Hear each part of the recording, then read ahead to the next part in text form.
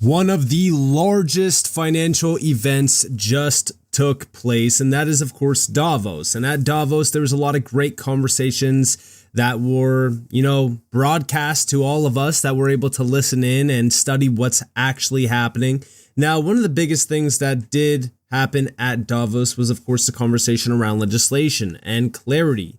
And one thing that's very clear here is that there's a few themes and takeaways that we need to lock in on for 2026 and beyond that's going to affect crypto in every single way.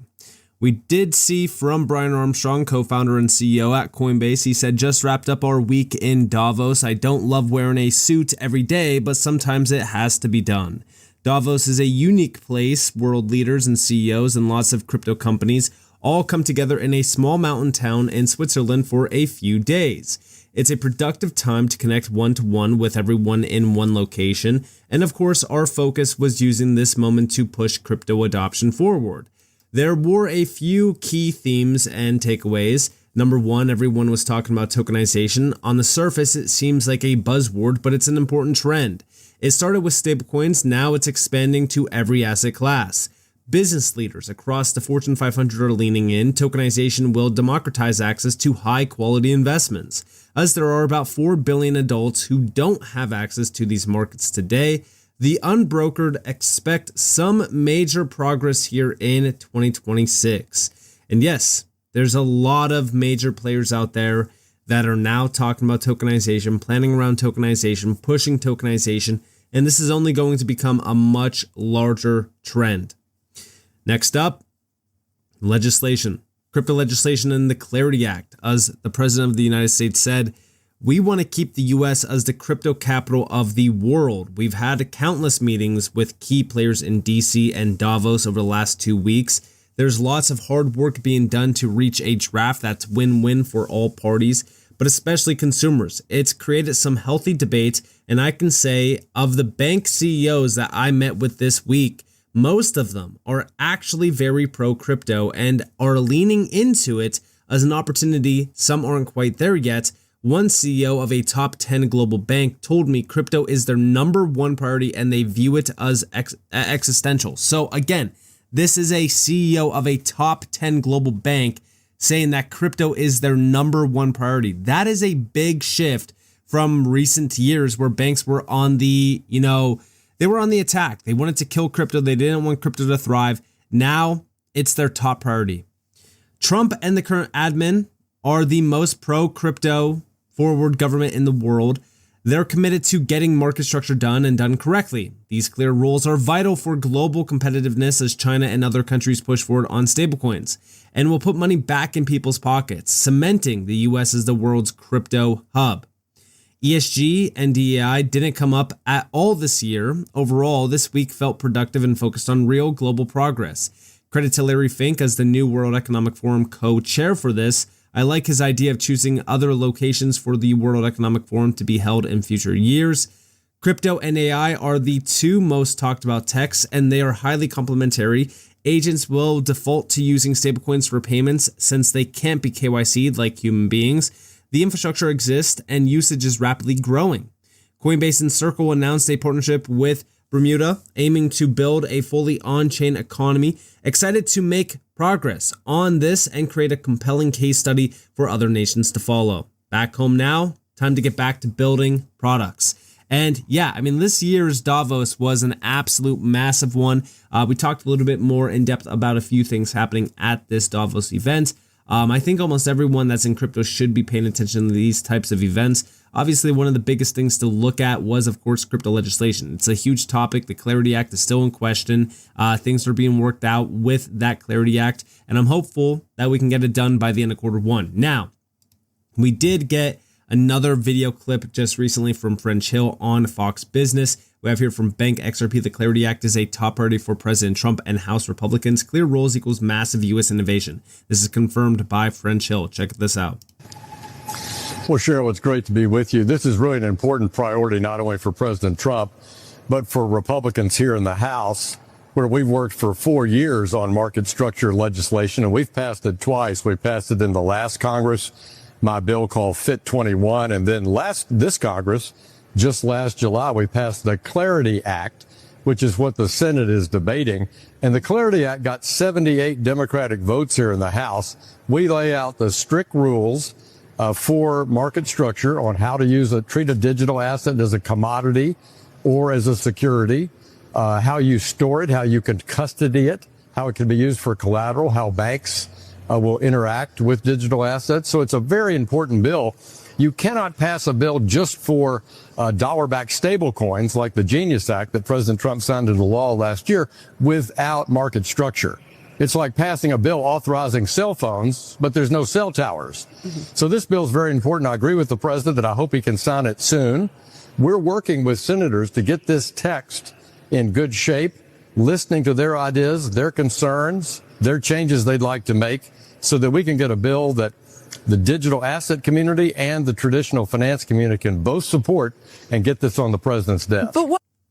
So, yeah, I mean, listen, there has to be some compromises made here, but I don't think that it should be on crypto side. I think that the banks are the major issue here.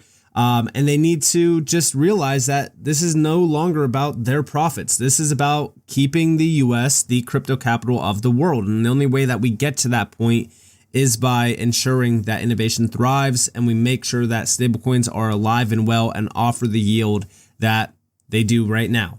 Now, on top of that, we did see a lot of drama around a potential cancellation and also delay regarding some of the major events around the Clarity Act. This was one of the most recent ones. So this got posted on the 23rd with the snowstorm and things like that. They were saying that the Senate has canceled Monday votes because of it. Members will now likely trickle in ahead of Tuesday's late afternoon votes, leaving the fate of the Senate AG Committee's crypto market structure markup unclear. I asked a committee spokesperson whether the markup was still on and was told there's nothing to announce yet. In the meantime, new amendments have been filed to the text released on Wednesday, including the Bipartisan Credit Card Competition Act from senators that prohibits credit card networks and certain card issuing financial institutions from requiring network exclusivity on credit cards. Now, this just was another additional piece that's kind of holding things up. However, we did get a few updates. Number one, the winter storm could delay Senate AG crypto market up, Fed in focus. This got posted on the 26th, so just yesterday. Now, we know that we just got a new update regarding this. So according to Politico, Roger Marshall has agreed not to offer the credit card swipe fee amendment during the markup on Thursday. So this is to essentially streamline things a bit. This is following lobbying over the weekend from the White House and crypto proponents. The move is expected to smooth the bill's path through committee. Other amendments still on the table for now: ethics rules for government officials and their families, a requirement that the CFTC have at least 4 sitting commissioners following a consultation with the minority party, a ban on bailouts of crypto issuers, anti-fraud provisions for crypto ATMs, and restrictions on foreign adversary participation in the U.S. crypto markets. So there's a few things that are happening here. The amendments that are being made as well. There's no clear major update regarding the stablecoin yield. I'm hopeful that we can get that, potentially, smoothed out a little bit. But the main thing that we are looking at is also a government shutdown happening in the meantime. We do know that the markup is scheduled for Thursday at 10:30 a.m. on the 29th. However, everyone is talking about this government shutdown because the next day on the 30th, this is essentially the time where we would see that funding expire, which will lead to a government shutdown. We have here that the U.S. government shutdown could happen again in 6 days. This was on the 25th, so it's actually now, 3 days from, today. And we have Polymarket now shows a 78% chance of a shutdown. The odds are rising because Senate Majority Leader Chuck Schumer, the top Democrat in the Senate, said Democrats will vote no on the funding bill. The Democrats are opposing parts of the bill related to DHS and ICE, while Republicans want to expand funding and powers. Both sides are stuck and time is running out. Funding expires on January 30th. If Congress fails to pass the remaining bills, a shutdown begins. The last shutdown lasted 43 days and damaged the economy. No one wants a repeat, but without a deal on ice, there are not enough votes to avoid it. Now, I'm hopeful that crypto can avoid having that downtrend begin and us just chopping if we do get another shutdown. It's questionable on what will happen. Obviously, the economy doesn't like shutdowns because it does damage the economy, which means that the financial markets also don't like shutdowns, which means we would most likely see a downtrend happen yet again and a sell-off begin.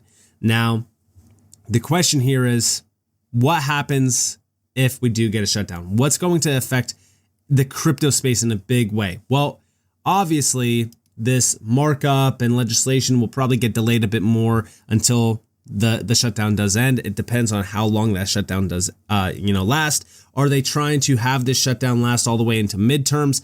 I don't believe so, but again, it's still a major delay. And I don't necessarily believe that this bill is going to get worked out and completely passed through if we get a shutdown in time for midterms. In fact, we will most likely see this bill be worked on after midterms, which means we could very well not have clarity for crypto for a very long time, for years, in fact, which could definitely affect the market in a negative way. So we have to see what happens here, but obviously the Clarity Act is very important. We've been talking about the Clarity Act for a very long time.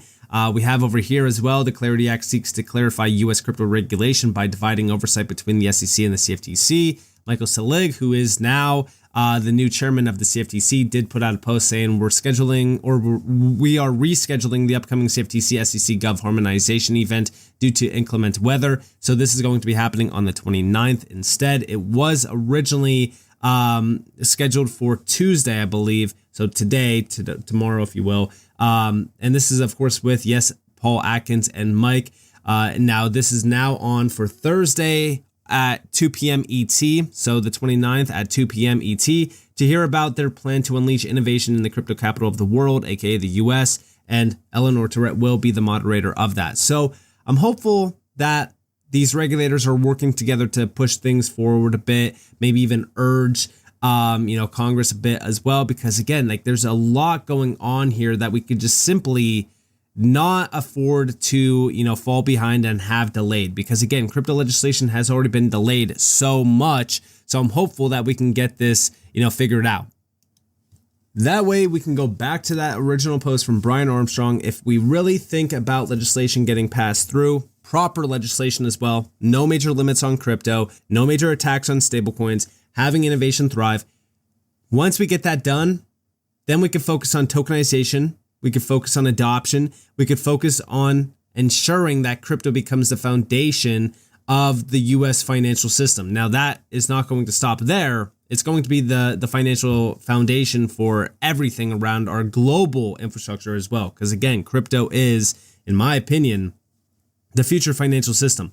But we don't get there without clarity, without proper legislation. So we have to see what happens here. I hope that we can avoid this government shutdown, but with the time ticking the way that it is, it's uncertain. It's very uncertain. We also know that Trump said that it's most likely going to happen as well, because again, a deal is not being struck here. Now, a lot of people are questioning what's going to happen with price action. They think that's going to be the same song and dance from the last shutdown that did last 43 days. I'm hopeful that we won't see that same price action, but with the economy, it's questionable. I do think that it could cause a bit of concern and maybe even panic around the economy, leading to a sell-off in the traditional financial markets, which might also affect crypto. So let's see if we can avoid this. Let's see if we can get legislation done. My overall positive outlook would be getting legislation done and signed into law by the end of Q1. That would be very bullish for the entire space. But with these delays, I'm losing my confidence around having that done by the end of Q1. So with that being said, I hope that you guys enjoyed this video.